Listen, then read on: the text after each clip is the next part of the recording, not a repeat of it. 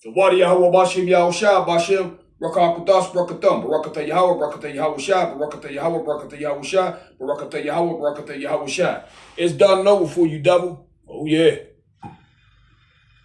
All right, Shalom. I want to give all the praise, honor, and glory to Yahweh Bahasham, Yahweh Shai Bahasham Rakat Kodash. Double honors to the apostles and elders of Great Millstone who taught me this truth, and Shalom to the hopeful elect. The oil shock is about to hit America. And before we watch this video, let's go here. This article is from newstarget.com. The headline reads, it says, the sabotage of global energy infrastructure is intended to starve billions of humans to death. Okay?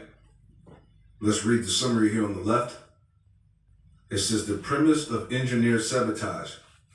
The author contends that the current energy and supply chain crises are not accidental, but represent a coordinated act of war against humanity.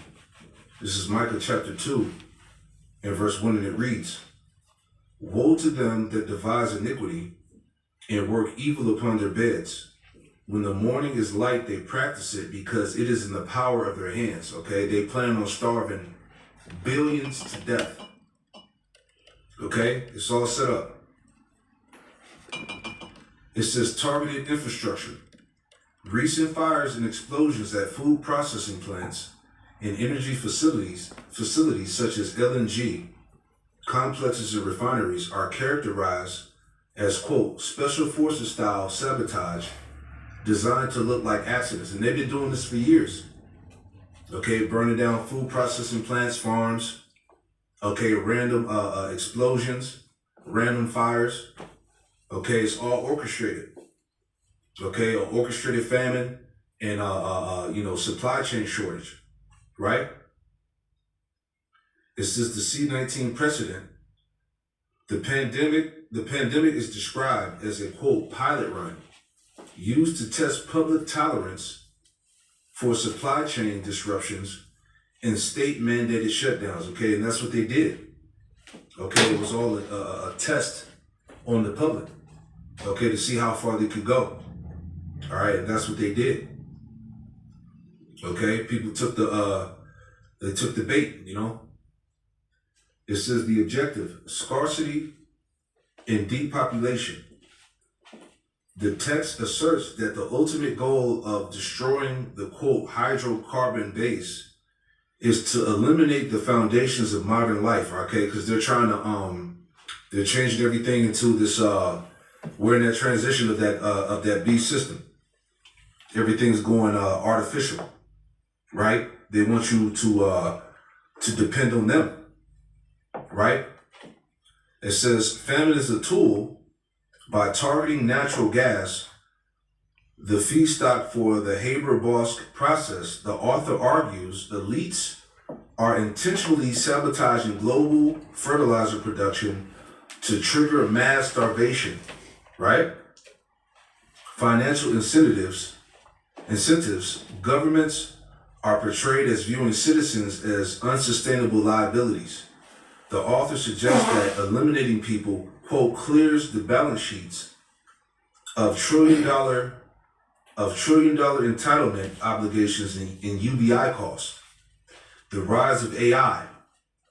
The selection claims that as AI and robotics replace human labor, the ruling class views the general population as useless, all right, useless eaters, and expendable, all right. We showed you that yesterday in the lesson that I did yesterday, going into these companies, bringing in these robots, okay, and they're going to replace humans, all right.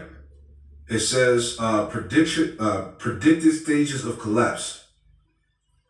The author outlines a 3-stage progression toward a managed decline of civilization.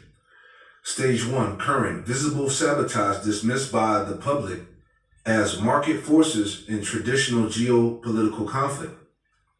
It says by the public as market forces or traditional geopolitical conflict. Stage 2, imminent, widespread panic due to acute shortages, hyperinflation, and the introduction of government rationing, right? They're gonna ration the food, the water, everything. As we've been talking about, full control by the elites, the international banking families. Number 3, stage 3, acceptance of a new reality defined by permanent scarcity, loss of mobility, and the end of 20th century abundance. See that? Let me grab the scripture real quick. Okay.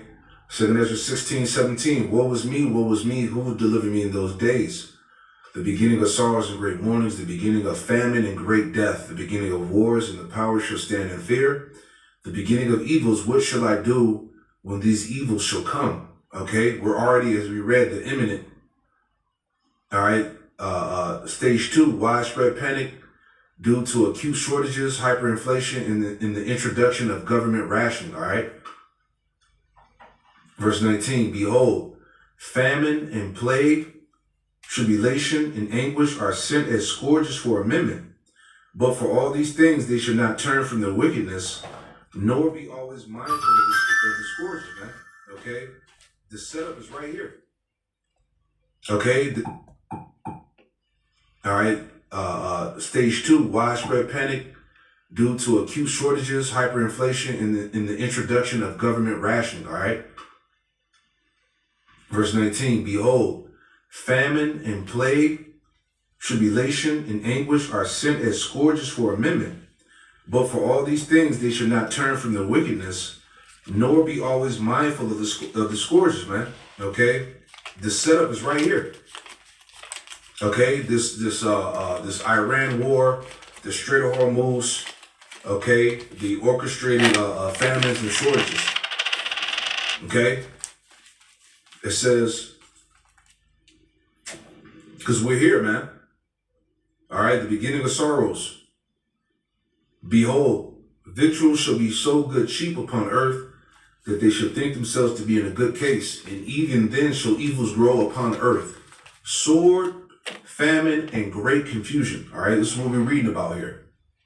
It says, for many of them that dwell upon earth shall perish of famine. And the others that escape the hunger shall the sword destroy. All right. So we're talking about billions of people being starved to death, man. All right. This is the prophecy, the judgment of Yahweh Shem Shai. Right. Is there anything else? Recommended defensive measures because the author views the centralized grid, quote, as a vulnerability and the mainstream media as a propaganda arm. The following survival strategies are suggested. All right. Decentralization, moving away from centralized energy, food, and communication systems. Self-sufficiency, building private farms, securing independent water and energy sources. Tangible assets, exiting the banking system in favor of physical assets like gold and silver, and a risk-free zone. So yeah. And as we've been saying, the Lord is going to have to be with you during this trial, man. All right? As we've been warning you, Jeremiah 28:8, all these things are coming down the pipe. Jeremiah 28:8, the prophets that have been before me and before thee of old prophesied both against many countries, against great kingdoms of war and of evil and of pestilence, man. All right, NLT, the ancient prophets who preceded you and me spoke against many nations, always warning of war, disaster, and disease. Man, let's get into it here in the video, right? The oil shock is about to hit America. Okay, so we have to talk about oil and how it's about to affect the entire world, because I think we're being lied to. Somebody shorted the oil market today by hundreds of millions of dollars exactly 20 minutes before Trump made his announcement that everything was going to be great. And if you see that once, it could be a coincidence. But that's happened at least 3 times, if not more, since the war began. That's a pattern. The theory is that all of this back and forth about the strait is open, the strait is closed, well then it's open, and now it's closed again, it's actually really easy to explain.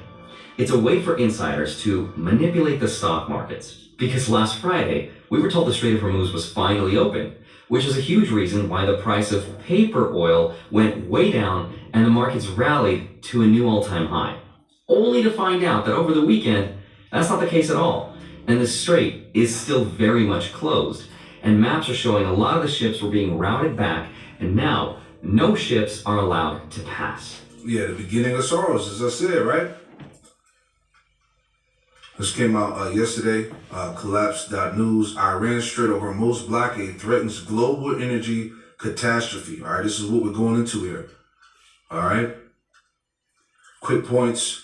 Iran threatens a 100-day blockade of the Strait of Hormuz, a critical choke point, handling 20% of global oil trade, risking oil prices surging to $130/barrel and triggering economic chaos, okay? This is what they want. This is what the elites want, all right? Remember, hey, we're warning you that that chip is on the way. They're getting ready to reset this thing, okay?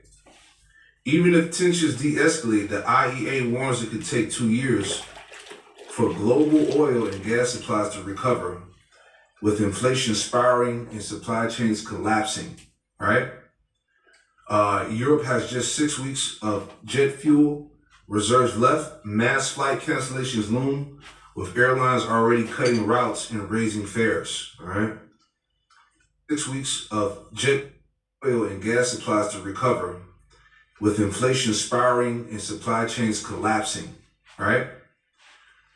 Europe has just 6 weeks of jet fuel reserves left. Mass flight cancellations loom, with airlines already cutting routes and raising fares, all right? And so let's go back, okay? Now, there's also a lot of really weird things starting to happen as well. Like, for example, there seems to be a virus that's infecting the world's gas infrastructure. There are now dozens and dozens of energy pipelines that have caught fire or accidentally exploded. And this dates all the way back from March of this year, and it's happening all across the world. And because all of this flow of energy is not allowed to move freely, there are now warnings that the world is about to go through a really bad recession.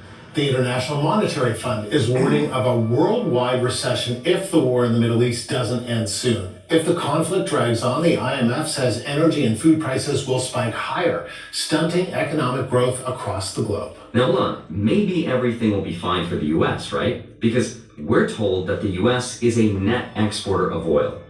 But the reality is that the United States actually imports more crude oil than it exports. And here's the math.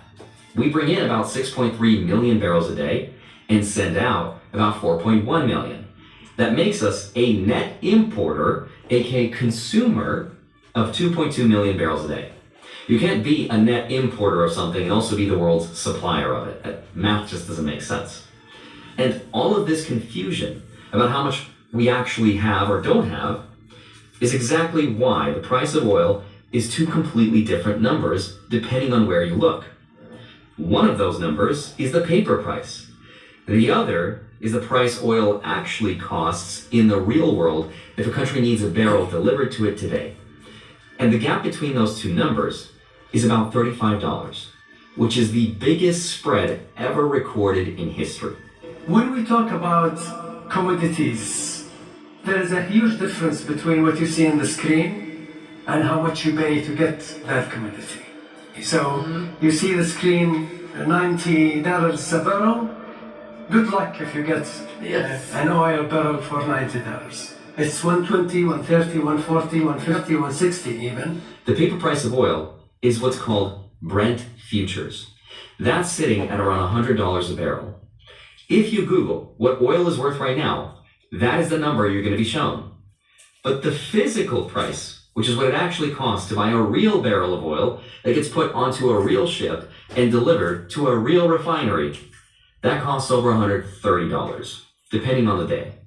That is called dated Brent, which is oil for actual physical delivery 10 to 30 days in the future.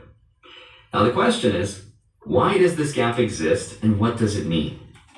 Real quick, I had to put up, because I like to do the parallels, okay, of what happened back then and what's going on now. So I had the parallels of what happened in Egypt, okay, what's going on in America now with the economy, the shortages, the famines. All right, this is what we got from the chat.